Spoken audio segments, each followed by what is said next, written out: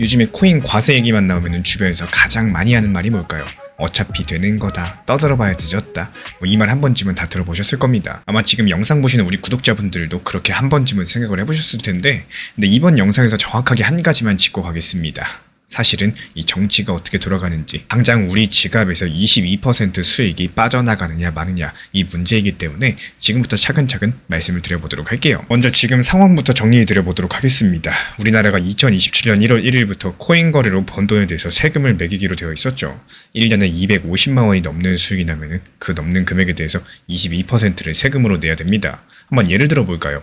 1년 동안 코인으로 500만 원을 벌었다고 쳐볼게요. 그러면 250만 원은 빼주고 나머지 250만 원의 22%, 그러니까 55만 원을 세금으로 내야 된다는 얘기인 거고, 이게 절대 적은 돈은 아닙니다. 1년에 1억을 벌었으면 2150만 원이 세금으로 빠져나가게 될 텐데요. 그렇다면 여기서 한 가지 의문이 생기겠죠. 이게 정말로 정해진 거냐, 아니면 진짜로 막지 못하는 거냐? 이 질문이 이번 영상의 핵심입니다. 그리고 여기서부터 많은 분들께서 잘못 알고 계시는 게 있는데요. 이 코인 과세라는 게 처음에 만들어진 게 언제냐? 2020년부터입니다. 그러니까 벌써 지금 6년 가까이 된 법이에요. 처음에는 2022년부터 세금을 걷겠다고 했었죠. 근데 어떻게 됐을까요? 거치지 않았습니다. 그리고 2023년으로 미뤄졌었고, 그 다음에 또 못 걷어가지고 2025년으로 미뤄졌어요. 그리고 또 걷지 못해서 결국에 지금 2027년까지 미뤄진 상태입니다. 정리드리자면은 지난 2022년부터 2023년, 2025년, 그리고 2027년까지 무려 지금 3번이나 미뤄지고 있다는 거예요. 그럼 여기서 잠깐 생각을 해볼게요. 만약에 진짜로 이미 정해진 거니까 우리가 어떻게 해도 못 막는다, 이게 사실이라면은 어떻게 3번이나 미뤄질 수 있었을까요? 그 정답은 하나밖에 없습니다. 이 정치는 국민이 싫어하면 미룰 수밖에 없기 때문에 이게 민주주의 시스템의 가장 기본적인 작동 원리입니다. 조금 더 쉽게 설명을 드리자면요, 이 정치인들이 가장 무서워하는 게 뭘까요? 그 다음 선거겠죠. 다음 선거에서 표를 안 받으면 끝나는 사람들입니다. 그러니까 국민들이 어떤 정책에 대해서 강력하게 반대한다. 그럼 정치인들은 어쩔 수 없이 눈치를 볼 수밖에 없겠죠.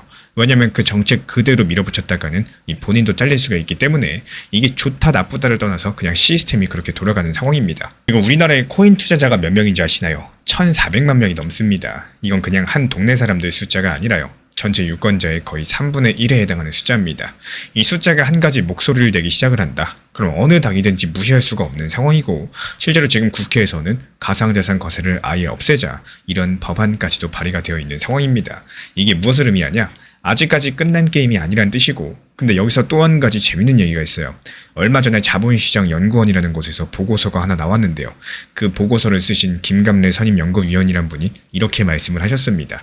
3차례 유예 이후에도 가상자산 과세 제도의 핵심 공백 자체가 해소되지 않았기 때문에 2027년의 시행을 장담하기가 어렵다. 그래서 제4차 과세 유예 가능성 배제할 수 없다. 이렇게 말이 나왔습니다. 이게 무슨 말이냐? 이 전문가가 보더라도 아직까지 준비가 안 됐다라는 겁니다. 세금을 거두려면 어디서 얼마를 벌었는지 이걸 정확하게 아셔야 되죠. 근데 그걸 추적할 시스템이 아직도 제대로 만들어지지 않다라는 거고, 코인을 빌려주는 거, 에어드랍 받는 거, 스테이킹 받는 거, 이런 것들에 대한 세금 기준조차도 아직까지 명확하지가 않습니다. 이런 상태에서 진짜로 2027년 1월 칼같이 시행될 수가 있을지 이 전문가들조차도 회의적인 시각이 나오고 있는 상황인데요. 물론 정부 입장은 다릅니다. 이 정부 차원에서 이번에 진짜로 한다, 더 이상 미루지 않는다, 이렇게 얘기하고 있는 상황이기 때문에 이게 지금 우리 공개된 정부의 공식적인 입장이에요. 근데 정부 입장이 무조건적으로 그대로 100% 간 적이 있었나요? 아니었죠. 3번 다 그렇게 얘기해왔습니다. 이번엔 진짜다, 그리고 3번 다 미뤄졌습니다. 그러니까 정부 발표만 보고 이게 끝났다, 이렇게 단정한다는 건 솔직히 너무 순진한 생각이라는 겁니다. 여기까지 들어보시면 이런 의문이 또 드실 거예요. 아니 그래서 우리가 뭘 어떻게 할 수 있다는 거냐? 그냥 가만히 있어도 알아서 미뤄지는 거 아니냐? 절대 아닙니다. 그리고 이 부분이 오늘 제가 강조드리고 싶은 부분입니다. 잠깐 옛날 얘기 하나만 드리고 갈게요. 100년 전 1919년 3월 1일 무슨 일이 있었죠? 3.1 운동이 있었죠. 그때도 비슷한 얘기를 한 사람들이 있었습니다. 맨손으로 일본 군대를 어떻게 이기냐? 이건 의미가 없는 짓이다. 이렇게 비웃은 사람들이 분명히 있었습니다. 근데 결과적으로 어떻게 됐을까요? 나중에 우리가 독립 준비할 때 국제사회가 대한민국이라는 나라를 평가하는 데 있어서 이 3.1 운동이 결정적인 근거가 됐었다는 사실입니다. 이 민족은 스스로 독립할 의지가 있는 민족이다, 이런 증거가 됐다라는 겁니다. 제가 이 얘기를 왜 꺼냈냐? 코인 과세 얘기랑 3.1 운동을 똑같이 놓고 비교하려는 건 절대 아닙니다. 차원이 다른 얘기예요. 다만 한 가지 공통점은 있겠죠. 어차피 안 되라고 했던 일들, 사람들이 모이면 결국에 움직였다는 사실 그 자체입니다. 이 정치라는 건요, 진짜로 국민들이 관심을 보이는 만큼만 움직입니다. 관심을 안 가지면 어떨까요? 그쪽 사람들 마음대로 결정되고 끝나는 겁니다. 여기서 오해하시면 안 되는 게 저는 지금 어느 당을 특정 지지하고 또 어느 당을 특정으로 비판하는 게 절대 아닙니다. 그건 오롯이 각자의 정치적인 견해이기 때문에 여기서 제가 말씀드리는 건 이 코인 과세 여기에 대해서만 말씀을 드리고 있는 거예요. 분명히 알고 계셔야 될 게 있는데요. 우리가 지금 각자의 돈을 지키기 위해서 여기 모여 있는 거고 또 코인 과세 반대든 코인 과세 찬성이든 이건 정치적인 견해가 아니라 각자의 이득을 위한 선택입니다. 22%더 내고 싶은 분 그냥 가만히 계시면 되고요. 22%안 내고 싶으신 분 본인 의견 표현하시면 되는 겁니다. 그게 전부입니다. 복잡하게 생각할 일이 아니겠죠. 근데 많은 분들께서 가장 크게 착각하시는 게 뭐냐, 내가 한 명 떠들어봤자 뭐 달라지겠냐 이렇게 생각을 하시는 겁니다. 이게 가장 위험한 생각인데요. 왜냐면 1400만 명이 다 그렇게 생각하면 어떨까요? 정확히 1400만 명만큼의 침묵이 만들어지겠죠. 그리고 그 침묵을 정치인들은 국민들이 이 정책에 동의하는구나 이렇게 해석을 합니다. 이게 바로 정치의 작동 방식인 거고 침묵은 곧 동의로 읽힌다는 사실입니다. 이거 정말로 중요한 얘기예요. 그래서 제가 바라보고 있는 관점은요. 지금 공개된 자료들만 놓고 봤을 때 2026년 하반기 국회에서 코인 과세 관련 논의가 다시 한번 크게 불붙을 가능성이 높습니다. 왜냐면 2027년 1월 시행이 다가올수록 정치권에서도 부담을 느낄 수밖에 없겠고 1400만 명의 표심을 무시하기는 어렵습니다. 이때 국민들의 관심도 자체가 강력하게 모이게 되면요. 네 번째 유예든 아니면 제도 자체의 보완이든 어떤 식으로든지 간에 변화가 생길 가능성이 있다라는 거고 또 반대로 이때 국민들이 그냥 조용히 있으면은 그대로 시행될 가능성이 높아집니다. 지금까지 3번 미뤄진 패턴들 1400만 투자자라는 규모 그리고 전문가들조차도 시행 준비가 부족하다고 지적하는 현실까지 이 세 가지를 종합했을 때 아직 결정이 끝나지 않은 게임이다. 이것만큼은 분명한 사실이겠죠. 그래서 제가 오늘 드리고 싶은 말씀은 딱 한 가지입니다. 어차피 늦었다는 말은 사실이 아닙니다. 그 말은 그냥 본인이 침묵을 선택하기 위해서 만든 핑계일 뿐인 거고 그 침묵의 대가는 본인 지갑에서 22%로 나갈 수 있다는 사실 이거 한 가지만 기억해 주시면 되겠습니다. 결국에 코인 과세는 이미 3번 미뤄졌고요. 전문가들도 4번째 유예 가능성 배제할 수 없다라고 하고 있습니다. 그리고 정치에서는 1400만 명의 목소리가 모이면 반드시 움직이게 되어 있고요. 침묵은 동의로 읽히게 될 겁니다. 그러니까 지금 시점에서 가장 무서운 건 정책 그 자체가 아니라요. 어차피 안 될 거다. 그냥 미리 자포자기해버리는 우리 자신들의 생각이겠습니다. 그래서 다음 영상에서는요. 이 한 가지를 더 깊게 다뤄보도록 할게요. 만약에 정말로 2027년 코인 과세가 그대로 시행이 된다고 했을 때 우리 같은 일반 투자자 개미들이 합법적으로 세금을 최소화할 수 있는 가장 효율적인 방법은 과연 뭐가 있을까요?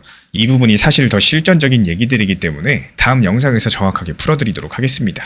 리플 XRP에 대해서 매도는 언제 해야 되는지, 언제까지 보여야 되는지, 특히 리플 상승은 언제 할지 여기에 대해서 너무 답답하고 또 궁금해하시는 분들이 많으신 것 같습니다. 조금 건강한 매매 타점을 찾는 방법 중에는요. 여러 가지 기술이나 지표들이 있겠지만 사실 그걸 전부 다 찾아보고 공부하려고 하시면 오랜 시간이 걸릴 수밖에 없겠는데요. 여러 가지 저항선이라는 게 존재하겠지만요.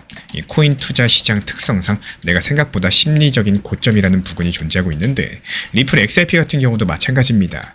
예전 전고점이었던 5,000원 부근이 심리적인 고점처럼 이런 부분들을 찾아보고 실제로 리플 정보방에서도 마찬가지였어요. 지난 4,850원 고점 라인에서 매도 사인에 대한 안내를 드렸던 이유들 여기서 추가로 상승을 하면 좋겠지만 확률적으로 봤을 때 현실적으로 봤을 때 하락할 확률이 높은 상황이었었고 심리적인 목표 구간이기도 했어가지고 매도 타점에 대해서 말씀드리고 실제 매도 수익 실현까지도 완료가 됐습니다. 내가 만약에 리플을 4,000원에 매수했다고 해서 모든 사람이 4,000원에 매수한 게 아니겠죠.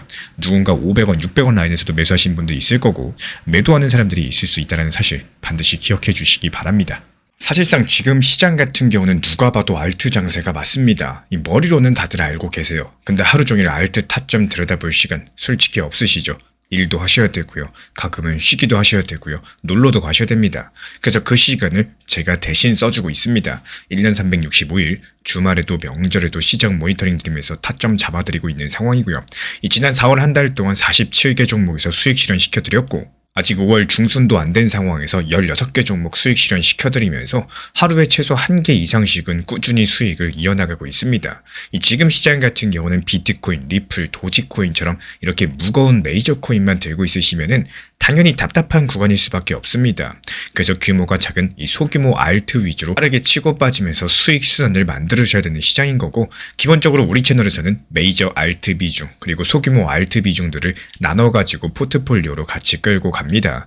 이 수익 타점 정보 커뮤니티 입장 원하시는 분들은 구독과 좋아요 눌러주시고 화면에 보이는 번호로 문자 신청 남겨주시면 입장 안내 바로 도움드리겠습니다. 제가 안내해드리고 있는 코인 신사 채널 멤버십 전용방에 대해서 짧게 설명드려 보도록 하겠습니다. 리플, 암호화폐 시장에 대한 중요한 이슈, 그리고 브리핑이나 시장의 흐름에 대한 전문적인 분석 내용 설명과 함께 차트상의 기술적 분석, 온체인 지표와 투자 심리에 대한 내용들을 같이 안내 도움드리고 있고, 가장 중요한 투자 심리를 컨트롤하기 위해서 포트폴리오의 구성에 대한 노하우, 투자 심리 컨트롤에 대한 내용도 같이 안내드리고 있습니다. 코인 신사 스터디 멤버십 가입하신 분들께서는 아래 번호 혹은 신청 링크 통해서 남겨주시면 제가 연락드리고 있고, 안내 설명과 함께 신사 채널 리플 전용 멤버십 방에도 입장 안내 설명드리고 있습니다.